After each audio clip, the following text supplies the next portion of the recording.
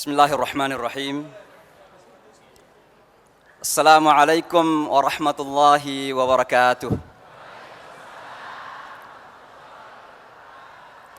Innal hamdalillah nahmaduhu wa nasta'inuhu wa nastahdihi wa nastansuruh wa nu'minu bihi wa natawakkalu alayhi wa na'udzu billahi min syururi anfusina wa sayyiati a'malina. Man yahdihillahu subhanahu wa ta'ala fala mudilla lahu wa man yudlil fala hadiya lahu. Wa ashhadu an la ilaha illallah wahdahu la syarika lahu. Syahadatal haqq syahadatan tutahhiru qulubana minal fisqi wal isyan wa syahadatan tunji qailaha min adzabin alim. Wa ashhadu anna sayyidana wa habibana wa qudwatana fil umuri kulliha Muhammadan abduhu wa rasuluh sallallahu ta'ala wa baraka alaihi wa ala alihi wa ashabihi ajma'in, thumma amma ba'd. Yang kami muliakan dan kami banggakan, guru kami, mentor kami anggap beliau uswah dalam perjuangan ini, Kiai Haji Miftah Farid. Yang kami hormati Bapak Profesor Dr. Khairul Tanjung yang sudah kami kan sangat kenal sejak bertahun-tahun ini. Yang kami hormati dan banggakan tentunya adalah teman kami yang sangat membanggakan bagi saya pribadi, karena pernah hidup bersama-sama di kota New York, wali kota Bandung. Para pimpinan Muspida daerah Jawa Barat dan Bandung, para alim ulama, para asatidz, hadirin dan hadirat yang dimuliakan oleh Allah Subhanahu wa taala. Tentu pertama-tama kita panjatkan puji syukur kita kepada Allah yang tak terhingga, bahwa pada malam hari ini saya bisa hadir di tengah Bapak dan Ibu sekalian, berdiri hampir tidak kelihatan. Makanya saya minta maaf dulu, karena biasanya ketika ada penyampaian bahwa ada seorang imam, ada embel-embel besar datang dari Amerika, mungkin sudah ada imajinasi orangnya tinggi besar dengan sorban yang besar, pakaian jubah, atau boleh jadi juga seorang Amerika yang Caucasian, kulitnya putih, bermata biru, berambut pirang. Rasanya ingin ganti kulit dulu supaya tidak mengecewakan. Tapi ternyata saya juga adalah seorang anak desa yang lahir di sebuah kampung terpencil. Mungkin perkenalan pertama tadi mungkin perlu saya koreksi bahwa dikatakan lahir dari keluarga yang taat beragama. Kami lahir di sebuah kampung terpencil, kampung dalam, namanya Kecamatan Kajang di Kabupaten Bulukumba, Sulawesi Selatan. Pasti Pak Khairul Tanjung tahu. Kami di masa kecil sering dibawa ke sebuah batu sesajian di tengah hutan untuk menyembah batu tersebut. Pak Khairul Tanjung mengatakan bahwa segala sesuatu yang terjadi dalam hidup ini ada yang mengatur. Pak Khairul Tanjung ingin menjadi dokter gigi. Sekarang Allah mentakdirkan beliau beramal yang lebih besar dan lebih luas lewat bisnis. Karena Rasulullah Sallallahu Alaihi Wasallam mengatakan harta yang terbaik adalah harta yang ada di tangan orang yang soleh. Dan beliau adalah salah seorang yang dikaruniai Allah, orang saleh yang dikaruniai oleh Allah Subhanahu wa taala dengan harta itu. Dan hadirnya masjid yang megah ini adalah salah satu bentuk wujud kesalehan beliau insyaallah yang disaksikan oleh Allah Subhanahu wa taala. Kekuasaan yang baik adalah kekuasaan yang ada di tangan orang yang saleh. Makanya beliau insyaallah Bapak Ridwan Kamil adalah salah satu hamba Allah yang dipilih menjadi penguasa sementara di kota Bandung ini. Kami mendoakan pemimpin Jawa Barat, pemimpin Bandung ini untuk bisa menjadi pemimpin masa depan yang lebih besar lagi. Kita mendoakan bahwa mereka menjadi hamba Allah yang bersyukur, sehingga dengan syukur itu Allah menjamin la in syakartum la azidannakum. Bersyukur dengan kepemimpinan yang ada sekarang ini, insyaallah akan ditambah lagi. Dari wali kota menjadi gubernur, menjadi insyaallah presiden ke depan, enggak ada salahnya. Amin ya rabbal alamin. Bapak dan Ibu sekalian, saya lahir dari sebuah kampung. Ternyata Allah itu aturannya terkadang menurut kita aneh-aneh. Saya dari kecil yang paling saya sukai adalah berkelahi. Kecil-kecil begini jangan coba-coba. Sering saya mengatakan kepada teman-teman Amerika yang tinggi besar, I have one American over here, I don't know where is he. Tinggi besar, saya katakan, even though I'm a small, don't even try me. Jangan coba-coba, saya bilang. Bahkan tahun 85, pertama sekali saya keluar dari Sulawesi Selatan itu ke Bandung, di Unisba Pak Farid, mengikuti kejuaraan silat mahasiswa ke Universitas Nasional. Sempat juara 2 di kota ini. Bapak dan Ibu sekalian, karena sering berkelahi inilah, maka orang tua pusing, mau diapain anak ini? Baru SD berkelahi tiap hari. Maka akhirnya kakak saya mencari sebuah sekolah, didapatilah nama yang orang tua saya pun belum tahu. Namanya pesantren. Yang membanggakan ketika itu karena katanya anak ini sudah bisa sekolah di kota. Kita lahir di desa. Kalau sudah sekolah di kota pun sudah sangat luar biasa, sebuah kebanggaan yang sangat luar biasa. Maka dikirimlah saya ke pesantren itu. Awalnya luar biasa Bapak dan Ibu. Perjuangan yang sangat luar biasa. Kita yang terbiasa bebas berkelahi di pesantren harus ikut bangun subuh-subuh. Maka saya mengistilahkan saya di penjara. Tapi kemudian saya menambah dengan penjara suci. Alhamdulillah 6 tahun lulus. Ditakdirkan mendapat beasiswa ke Pakistan. Di tengah bergejolaknya Afghanistan ketika itu. Bisa dibayangkan. Bagaimana Pakistan membentuk watak dan persepsi saya sebagai anak muda yang ada di Pakistan saat itu. Bagaimana kita mempersepsikan dunia saat itu. Alhamdulillah semua itu ada aturan Allah. Setelah selesai S2 ditakdirkan mengajar di Saudi Arabia. Sebuah negara yang cukup eksklusif. 2 tahun kemudian ketemulah Dumbes kita di PBB namanya Bapak Nugroho Wisnumurti. Beliau datang haji, kebetulan saya diminta memberikan ceramah manasik haji di konsulat Jeddah. Setelah ceramah itu beliau mendekatin. Dia katakan, Dek, mau nggak kira-kira kalau saya ajak ke kota New York? Saya waktu itu Bapak dan Ibu sekalian, saya tidak bermaksud mengkritik Saudi Arabia. Karena bagaimanapun juga kita cinta Mekah dan Madinah. Tapi saya sudah resah. Keresahan saya yang pertama adalah, karena saya sudah paham bahwa Islam itu memberikan kebebasan intelektualitas kepada semua umatnya. Rasulullah SAW masih hidup dan beliau mengatakan, Man ijtahada, siapa yang berijtihad dan benar dapat 2 pahala. Dan salah tidak disalahkan oleh Rasulullah. Tapi justru diberikan 1 pahala oleh Allah Subhanahu Wa Taala. Tapi itu tidak mungkin kita bisa dapatkan di Saudi Arabia. Saya resah sebagai anak muda ketika itu. Tapi juga yang meresahkan adalah treatment, perlakuan kepada warga kita yang ada di Saudi Arabia ketika itu. Dalam masa 2 tahun saya tidak tahan dan Allah kemudian menakdirkan mengutus Pak Nugroho Wisnumurti untuk meminta saya ke kota New York. Saya awalnya juga cukup takut. Sebagai orang yang terdidik di pesantren, terdidik di Pakistan di tengah bergejolak Afghanistan, kemudian hidup di Saudi Arabia, sekarang akan hidup di sebuah kota yang sedemikian terbuka. Dari kampung terpelosok kepada kota dunia, tentu sebuah kecurigaan dan sebuah kekhawatiran yang sangat luar biasa. Tapi begitu saya sampai Bapak dan Ibu sekalian, ternyata hal itu tidak benar. Maka kita ini mohon maaf, ini hikmah pertama yang kita harus ambil. Jangan kita pernah mengambil sebuah kesimpulan tanpa klarifikasi. Jangan kita pernah mengambil sebuah kesimpulan tanpa klarifikasi. Sejujurnya kalau saya ingin tanya kepada Bapak dan Ibu sekalian di sini, berapa di antara kita yang pernah ketemu dengan orang Yahudi? Saya berani mengatakan ini karena saya hidup di tengah kota Yahudi terkuat di dunia. Lebih kuat dari Tel Aviv. Berapa di antara kita yang pernah ketemu dengan orang Yahudi? Lalu mengambil sebuah kesimpulan generalisasi bahwa yang namanya Yahudi itu abadi adalah musuh umat ini. Kita berhati-hati. Ada di antara mereka yang memang demikian. Tapi yang namanya generalisasi hikmah kedua pengalaman ini, generalisasi terkadang tidak membawa keuntungan apapun kepada kita semua. Ada pemilahan-pemilahan yang harus kita lakukan. Kita tidak ingin digeneralisir oleh Barat. Bahwa orang Islam itu seperti Taliban, orang Islam itu seperti teroris karena ada juga orang Islam yang melakukan itu. Kita tidak mau. Maka kalau kita adil dan keadilan adalah bersifat universal, jangan pernah mengeneralisir orang. Sesuatu yang harus kita lakukan.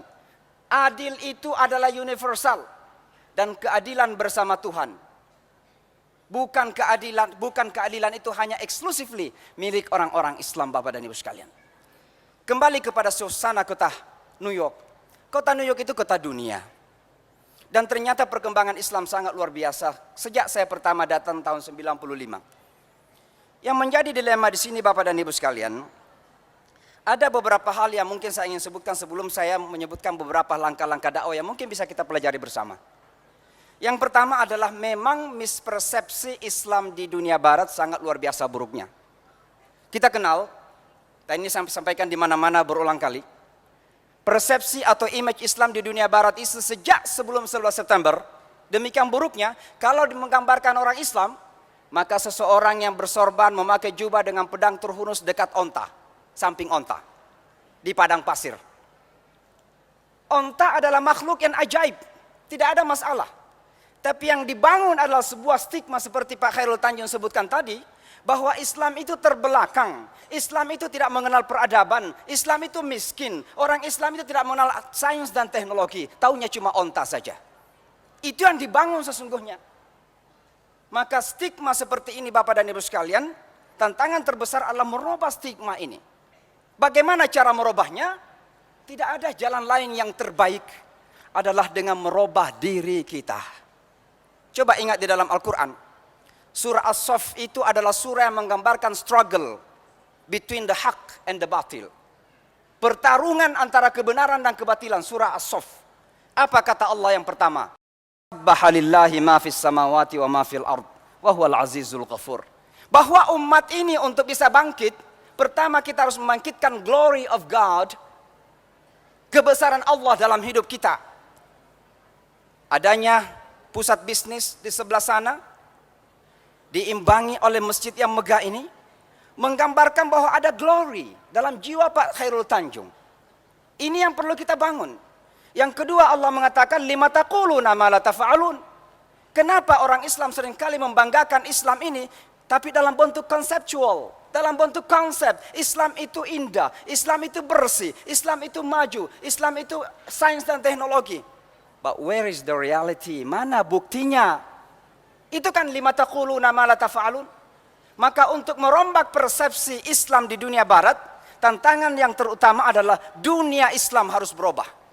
Dan benar apa kata Pak Khairul Tanjung, Islam Nusantara bisa menjadi pelopor Islam dunia modern abad 21 sekarang ini. Bapak dan Ibu sekalian, saya ingin mengeluh sedikit. Saya sebagaimana disampaikan tadi seringkali diundang berceramah di gereja, di sinagog Yahudi, di kantor-kantor pemerintahan, pernah ketemu Bush, bertemu Presiden Bill Clinton dan sebagainya.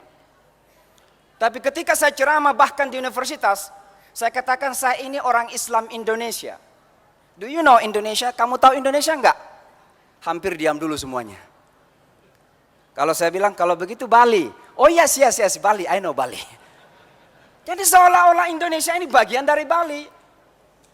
Seolah-olah Indonesia ini bagian dari Bali. Lalu saya katakan, do you know, kamu tahu enggak negara muslim terbesar di dunia?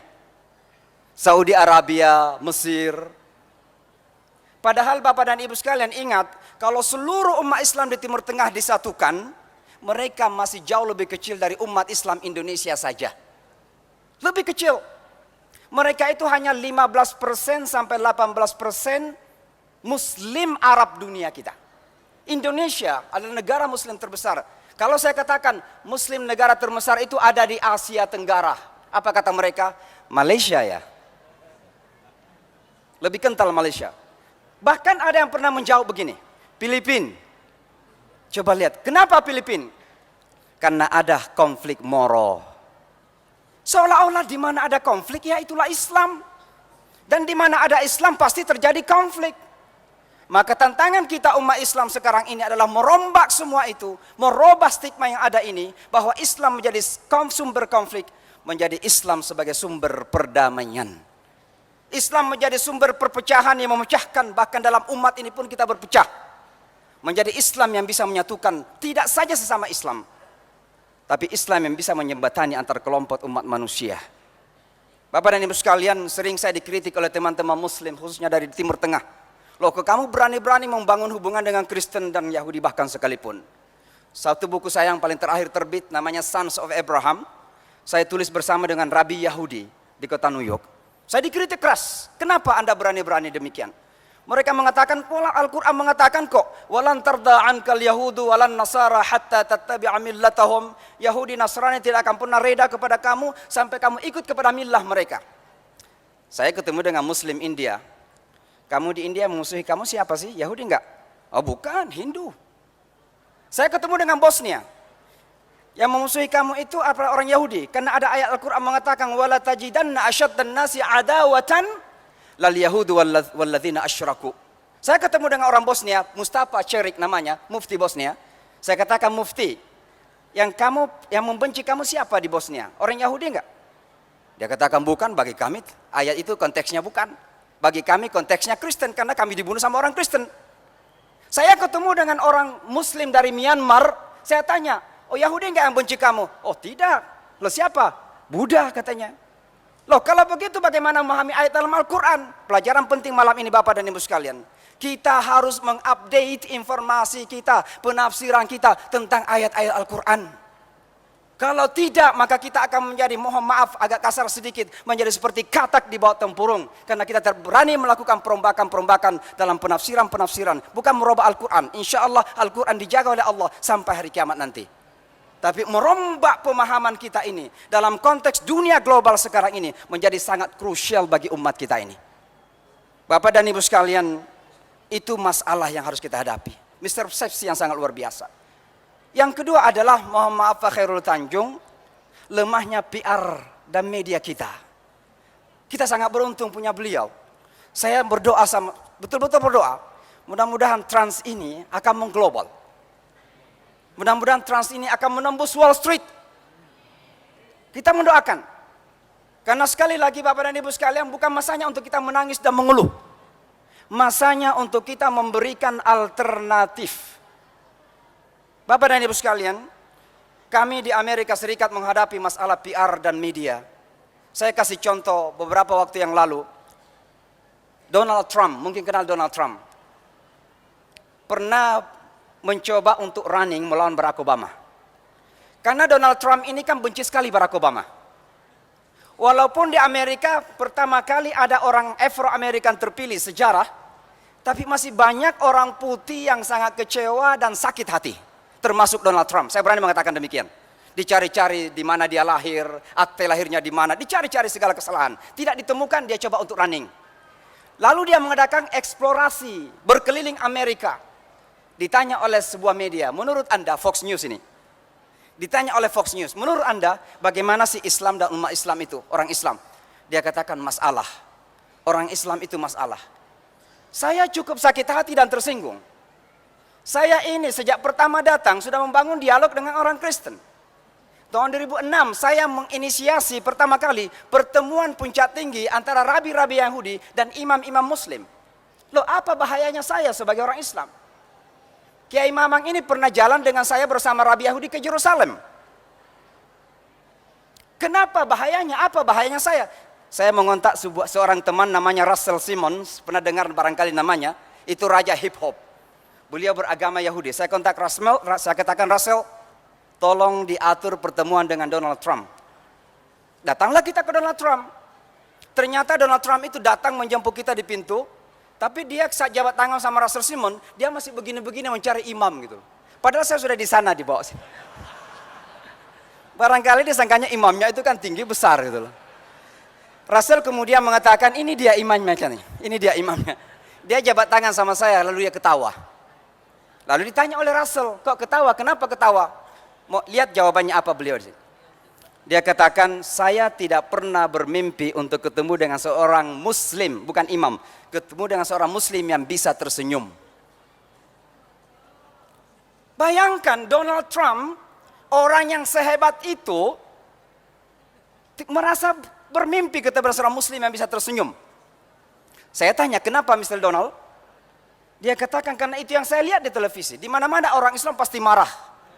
Angkat pedang, mau berkelahi, mau berperang, mau mengambil alih Amerika dan seterusnya kan begitu.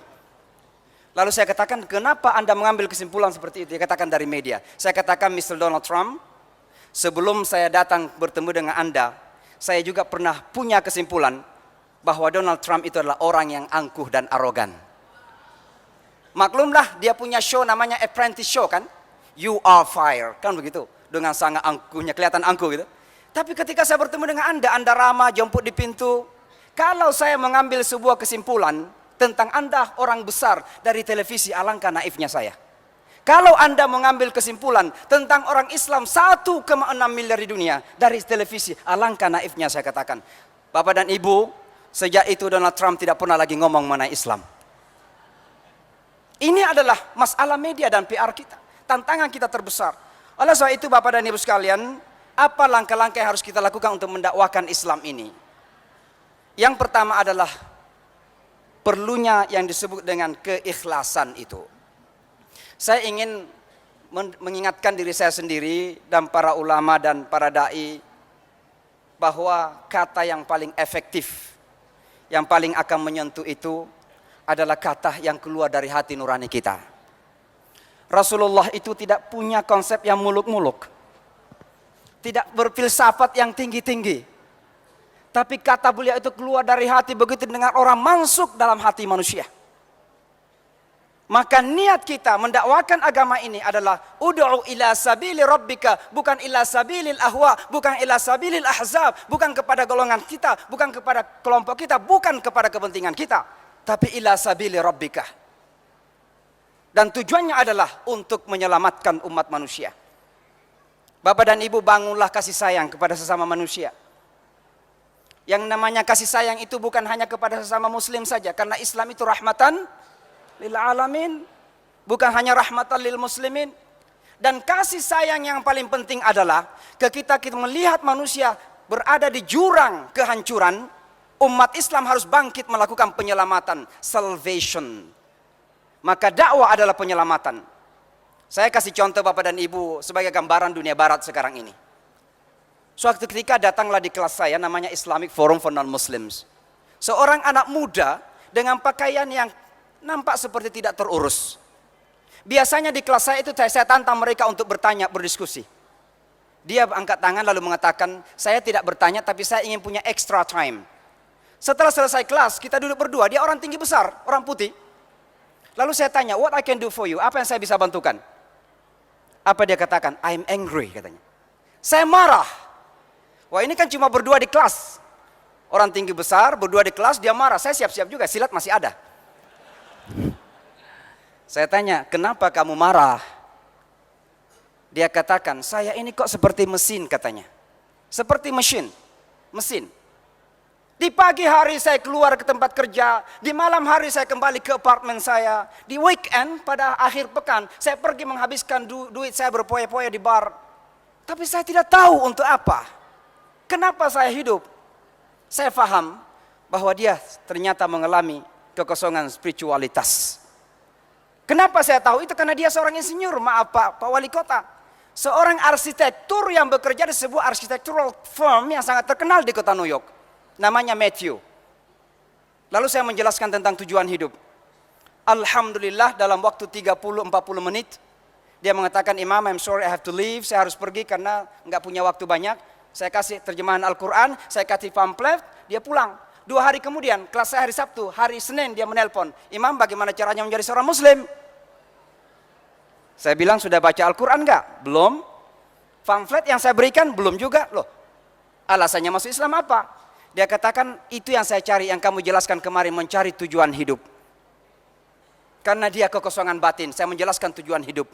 Itu yang saya cari katanya, dan cukup bagi saya. Tenang. Alhamdulillah, Matthew masuk Islam, dan kini sudah punya keluarga, orang Maroko, punya 2 anak. Itu gambaran dunia barat sekarang ini.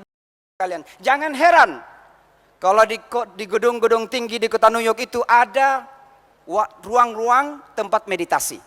Agama berkembang terpesat di dunia di barat kedua setelah Islam adalah Buddha.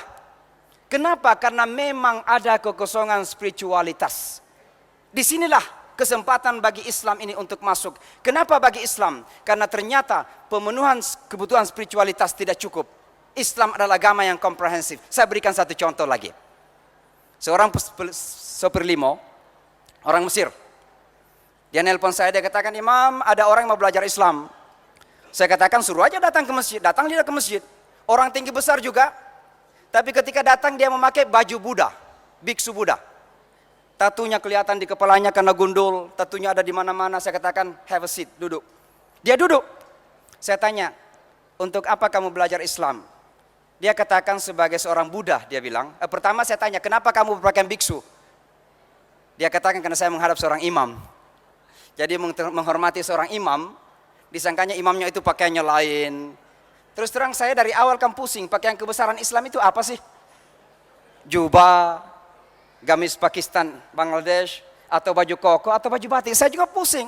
Jadi kalau dikatakan Islamic dress, pakaian muslim lelaki khususnya, yang mana sih sesungguhnya? Jadi saya katakan terima kasih, saya memang pakainya seperti ini aja. Kita berdialog kemudian, saya katakan kenapa mau belajar Islam? Anda seorang Buddha. Dia katakan begini, poinnya penting malam ini. Karena sebagai seorang Buddha, setiap kali saya lapar secara spiritualitas, saya masuk ke dalam kamar, saya tutup pintu, saya tutup mata, kemudian bermeditasi, rasanya cukup.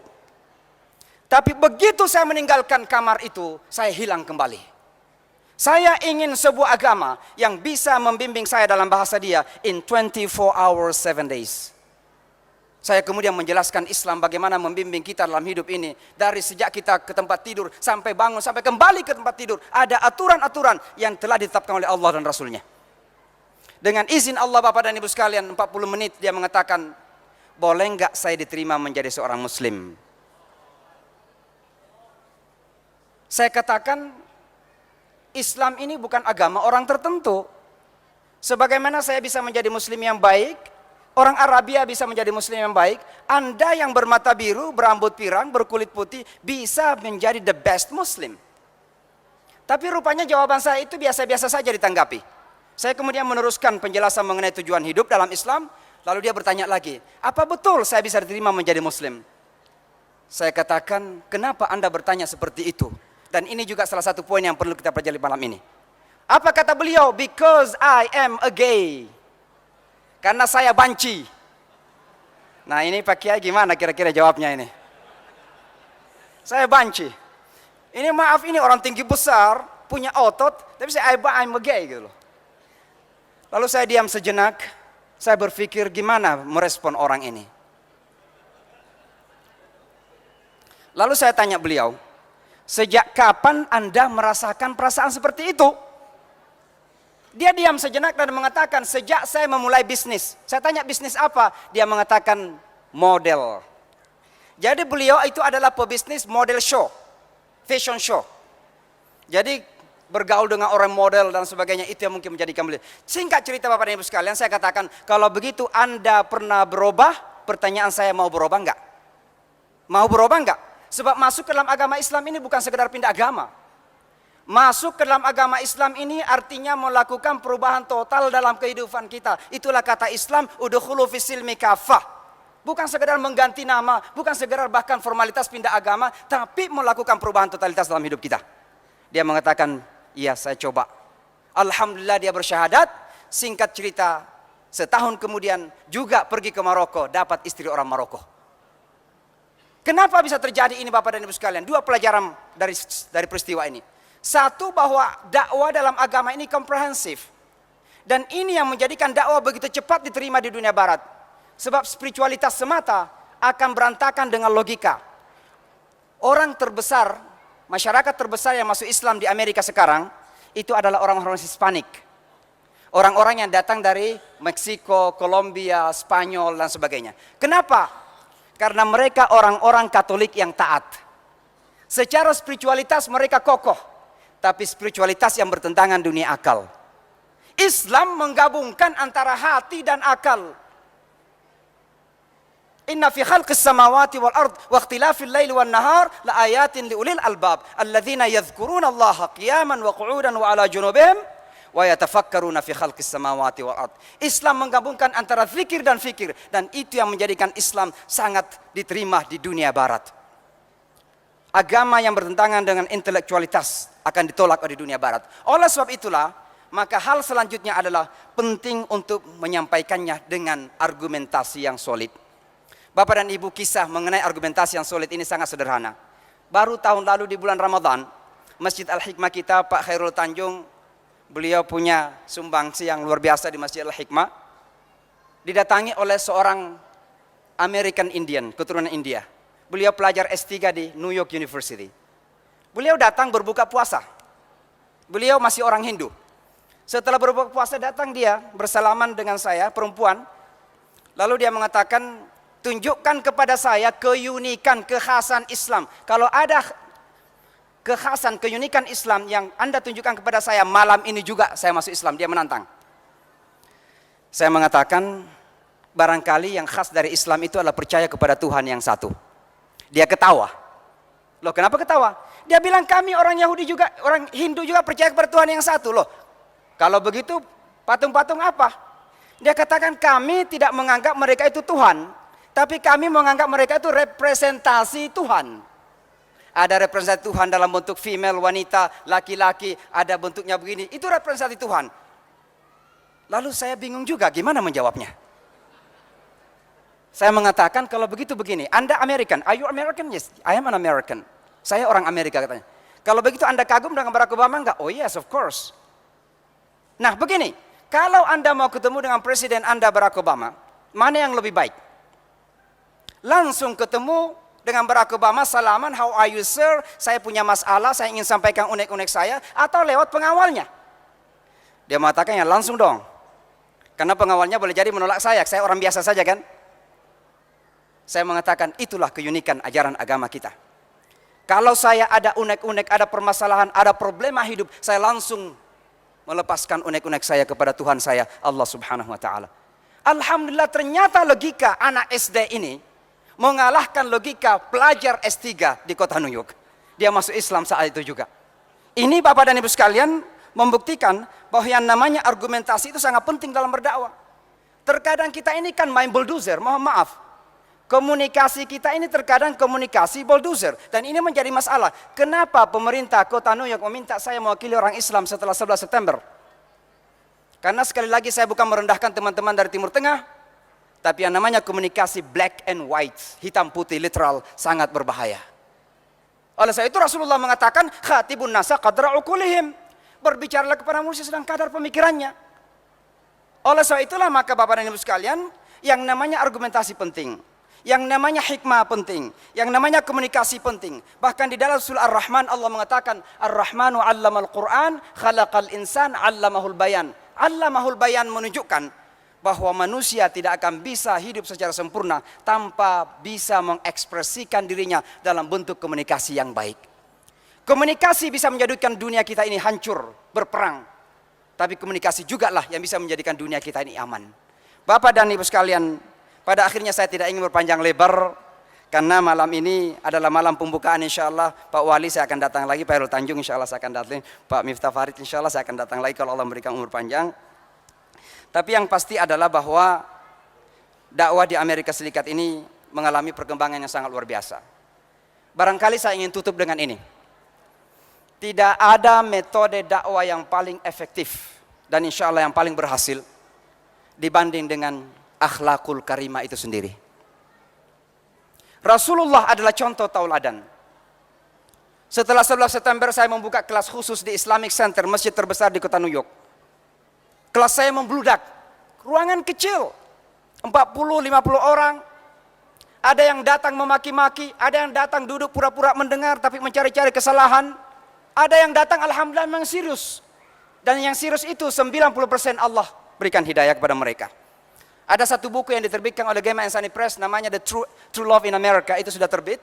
Itu 29 cerita mu'alaf murid-murid saya.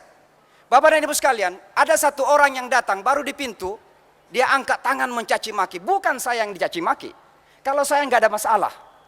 Tapi yang dicaci maki adalah Rasulullah sallallahu alaihi wasallam, junjungan kita, orang yang lebih kita cintai dari diri kita sendiri.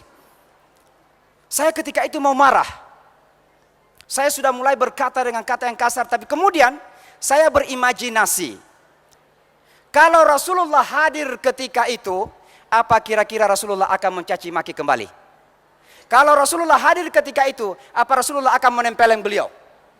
Maka ketika saya mau marah, saya malu bukan kepada beliau, saya malu kepada Rasulullah sallallahu alaihi wasallam. Orang Islam sekarang ini kita mengaku ikut kepada Rasulullah, tapi mampu nggak kita mewujudkan keteladanan Rasulullah dalam berdakwah itu? Saya malu. Akhirnya apa saya lakukan? Saya datangi beliau tersenyum, saya salam. Setelah itu beliau pergi. Minggu depan datang lagi, saya kira mau mencaci maki lagi. Ternyata duduk di kelas, saya tanya, kenapa kamu datang lagi? Dia bilang, dalam beberapa hari ini kok saya nggak bisa tidur. Orang Kajang itu jampi-jampinya tinggi. Saya tanya, kenapa kamu nggak bisa tidur? Dia bilang begini, saya kok datang waktu itu mengira bahwa orang Islam itu taunya berkelahi dan marah-marah. Tapi saya sudah mencaci maki Nabi kamu kok masih datang selama dengan saya dan tersenyum. Alhamdulillah 6 bulan dia belajar Islam, 6 bulan. Pada akhirnya dia menerima Islam itu. Saya tulis sebuah judul dalam buku itu, Dari Benci Menjadi Cinta. Bapak dan Ibu sekalian, inilah wujud akhlakul karimah yang kita perlu tampilkan. Dan Muslim Indonesia mampu mewujudkan itu. Senyum kita insya Allah tidak dipaksakan.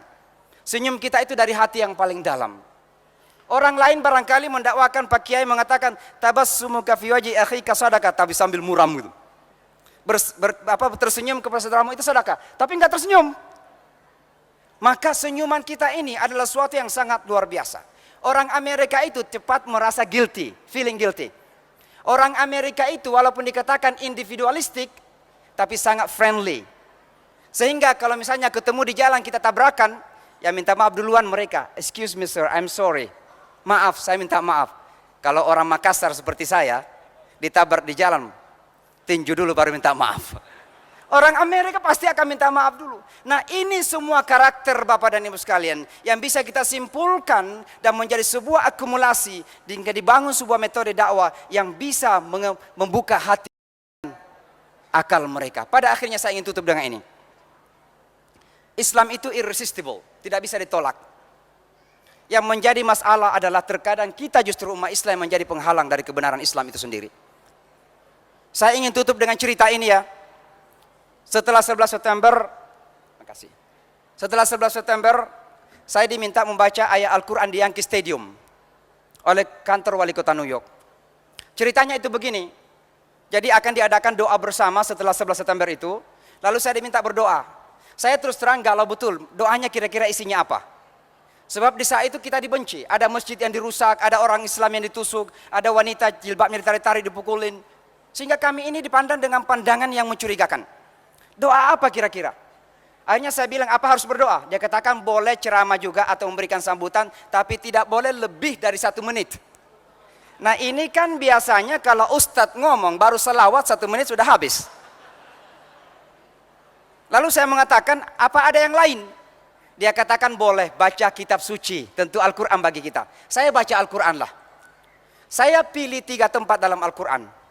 Yang pertama adalah ya ayyuhan nasu inna khalaqnakum min dzakarin wa untha, dan seterusnya menggambarkan kepada masyarakat Amerika bahwa Islam itu universal.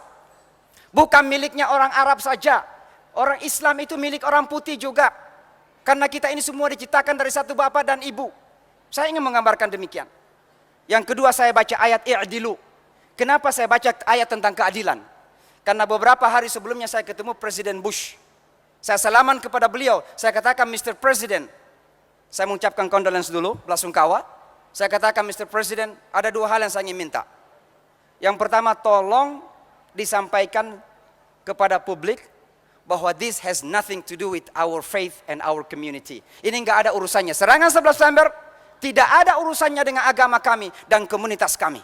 Tolong disampaikan kepada publik. Esoknya Presiden Bush di Islamic Center di Washington memberikan press conference. Ada di YouTube itu. Mengatakan Islam adalah agama damai walaupun ada orang Islam yang tidak damai. Ada di YouTube. Lalu yang kedua saya menyampaikan kepada Presiden Bush. Ini terakhir sekali Bapak dan Ibu saya janji. Saya katakan Mr. President, sesungguhnya Tuhan itu bersama dengan kebenaran. Kenapa saya menyampaikan poin ini? Ini sangat penting untuk kita semua. Kenapa saya menyampaikan poin ini? Karena saya ingin menyampaikan 2 hari sebelumnya, Presiden Bush mengatakan bahwa Tuhan bersama Amerika. Seolah-olah bangsa lain, orang lain yang tidak setuju dengan Amerika tidak bersama Tuhan. Saya ingin mengatakan kepada beliau, Tuhan itu tidak bersama dengan siapa-siapa, tapi Tuhan itu bersama dengan apanya siapa-siapa. Dan ini pelajaran bagi kita umat Islam. Kita juga, kalau kita tidak benar, kalau kita tidak adil, jangan menyangka bahwa Tuhan akan bersama kita. Kalau kita menzalimi rakyat sendiri, tidak memberikan kebebasan kepada rakyat kita, tidak ada kemakmuran yang kita berikan kepada rakyat kita, pemimpin semena-mena, jangan menyangka walaupun kita muslim bahwa Tuhan akan bersama kita. Tuhan bukan bersama dengan siapa-siapa, tapi Tuhan bersama dengan apa-apanya siapa-siapa. Itu saya sampaikan kepada Presiden Bush. Tapi poin yang ingin saya sampaikan adalah 3 bulan kemudian setelah saya membaca Al-Quran, ada perempuan yang nelpon ke rumah saya. Salamnya begini, Assalamualaikum. Saya tahu kalau dia bukan orang non-muslim, pasti orang yang baru masuk Islam. Saya katakan, Waalaikumsalam, what I can do for you? Dia katakan, is this brother Syamsi? Inikah Syamsi Ali? Saya katakan, benar. Apa benar Anda membaca Al-Quran di Yankee Stadium 3 bulan yang lalu? Dia katakan, benar. Saya katakan, benar. Dia katakan, sudah 3 bulan saya mencari Anda, katanya. Ini kan saya dicari cewek 3 bulan. Pusing juga saya ini. Saya tanya, kenapa Anda mencari saya? Dia bilang begini, ketika Anda membaca Al-Quran, nama saya Cynthia Roland. Tapi Alhamdulillah, now I am Tahira Roland. Sekarang saya namanya Tahira Roland. Loh, kenapa ganti nama? Dia bilang begini, ketika Anda membaca Al-Quran, saya waktu itu Kristen. Dan saya menonton CNN, dan ketika itu saya meneteskan air mata. Kristen mendengarkan ayat Al-Quran, meneteskan air mata. Lalu dia keluar, ditanya orang, itu tadi yang dibaca buku apa oleh anak-anak itu? Karena saya di sana walaupun umurnya sudah sekian, masih dianggap anak-anak oleh orang Amerika. Ada yang kasih tahu, buku yang dibaca tadi itu tidak disebut Al-Quran, itu bukunya orang Islam, Muslim's Book. Pergilah ke library perpustakaan, dia cari Muslim's Book, dikasih Al-Quran. Bapak dan Ibu singkat cerita, dia baca Al-Quran itu 3 bulan berturut-turut, dia baca Al-Quran. Apa kata beliau? Setiap saya membaca Al-Quran, saya merasakan ketenangan. Sampai-sampai beliau mengatakan, setiap saya mau tidur, saya taruh Al-Quran di atas kepala saya. Karena beliau tidak paham sendiri Al-Quran itu. Lalu setelah 3 bulan, keluar lagi bertanya kepada orang, di mana saya bisa bertemu dengan orang Islam? Ada yang menunjukkan sebuah masjid, Islamic Circle of North America, namanya ICNA. Datang ke sana, Alhamdulillah dia masuk Islam di situ, karena masjid itu kenal saya, dikasih nomor saya ke beliau. Bapak dan Ibu sekalian, kebenaran tidak akan bisa tertantang. Cahaya Allah itu tidak akan bisa dihalangi. Yuriduna liyutfi'u nurallahi biafwahihim, wallahu mutimmu nurihi walau karihal kafirun. Mereka ingin menghalangi cahaya Allah itu. Mereka melakukan segala sesuatu. Tapi tidak mungkin. Yang menjadi masalah terkadang adalah kadal muslimun mahjubun bil muslimin, al-Islam mahjubun bil muslimin. Islam itu tertutupi dengan perilaku kita kadang. Oleh sebab itulah Bapak dan Ibu sekalian, saya ingin kembali kepada ini, bahwa bantulah kami yang ada di dunia barat sekarang ini, yang sekarang ini Islamofobia sedang meninggi. Kenapa meninggi? Bukan berarti perkembangan Islam tidak ada. Ada sebuah paradoks. Di satu sisi banyak yang masuk Islam, perkembangan Islam luar biasa, tapi di satu sisi Islamofobia naik. Kenapa? Itu naturalnya dakwah. Kalau dakwah tidak tertantang, maka akan terjadi taken for granted. Sehingga seolah-olah semua sudah dijamin. Maka dengan tantangan Islamofobia, kami akan semakin bersemangat dan mencari inovasi-inovasi dakwah seperti Ustadz Erick Yusuf yang lebih baik lagi, yang sesuai. Bapak dan Ibu sekalian, pada akhirnya saya ingin sekali lagi mengatakan, Muslim Indonesia harus berada di garda terdepan untuk menampilkan Islam abad global di abad 21 ini. Saya insya Allah tanggal 29 ini akan mengadakan seminar Islam Nusantara di PBB. Kita bukan hizbiyah. Ini bukan masalah nasionalisme atau kesukuan. Tapi seperti Pak Khairul Tanjung katakan tadi, situasi dunia Islam di Timur Tengah menjadikan Barat kehilangan harapan. Dunia Barat sekarang ini dan Amerika khususnya melirik Indonesia. Tinggal kita siap enggak? Ini tanggal 26 nanti saya akan bergabung dengan US Muslim Leaders yang akan datang ke Indonesia. Ketemu dengan Muhammadiyah, NU dan semua pimpinan unsur ormas Islam di Indonesia untuk menyampaikan Islam Amerika. Nah, apakah kita umat Islam di Indonesia mampu enggak untuk menunjukkan bahwa kita mampu berada di garda terdepan untuk menampilkan Islam yang rahmatan lil alamin. Islam yang tersenyum, Islam yang bersahabat, Islam yang berperadaban, yang maju, yang didukung oleh sains dan teknologi. Islam yang insya Allah tidak miskin tapi kaya seperti Pak Khairul Tanjung.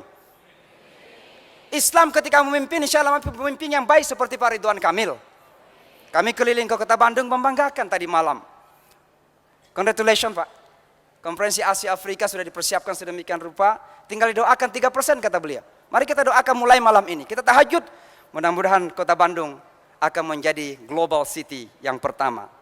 Ada koneksi antara Bandung dan kota New York insya Allah. Demikian Bapak dan Ibu sekalian, mohon maaf kelamaan sedikit. Hadanallah, mohon maaf sekali kalau kekurangan. Hadanallah wa yakum ajma'in. Wassalamualaikum warahmatullahi wabarakatuh.